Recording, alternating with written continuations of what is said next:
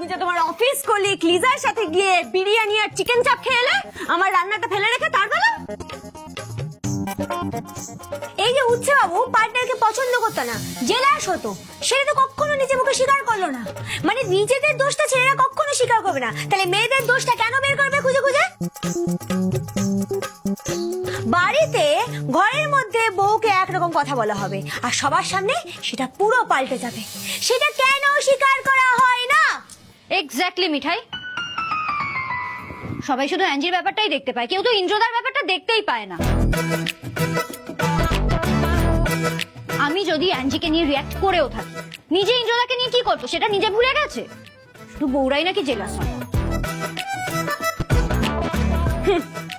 বউদের ছাড়া এক মুহূর্ত চলবে? সারাক্ষণ তো শুধু এটা করো সেটা করো, হুকুম বাজে জারি আছে।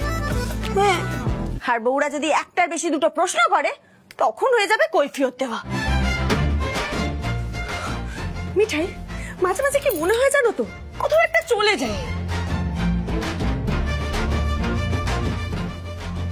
তখন লোকজন বুঝতে পারবে কত ধানে কত চাল।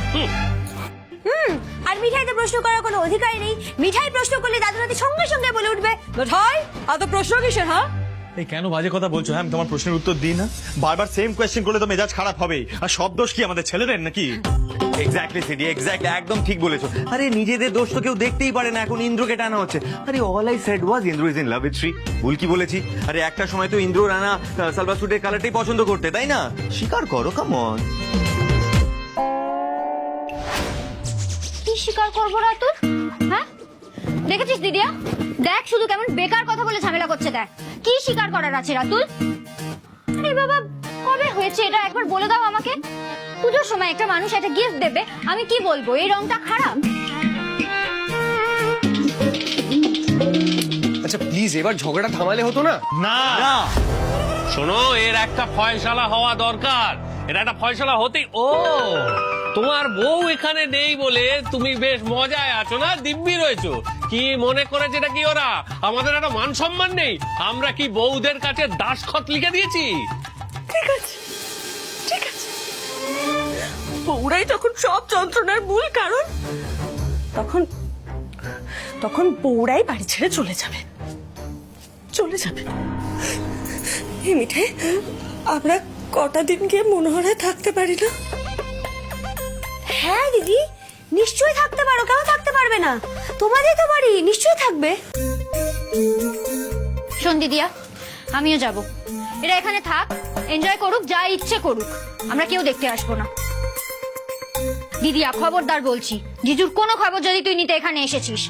আর মিঠাই, তুমি দাদা ভাইকে কোনো প্রশ্ন করবে না, বুঝতে পেরেছো? আমিও রাতুলানন্দকে আর কিচ্ছু বলবো না এরপর থেকে। প্যাঞ্জি আসুক, প্যাঞ্জি আসুক, গেঞ্জি আসুক, আমার কি? দিনের মধ্যে 10 বার করে খালি শ্রী আমার পেন ড্রাইভ দাও, শ্রী আমার নোটসের ফাইল দাও, নিজে করে নেবে এবার থেকে সব। দিদিয়া একদম কাঁদবি না, চ আমরা ব্যাগ গোছাবো, চয়।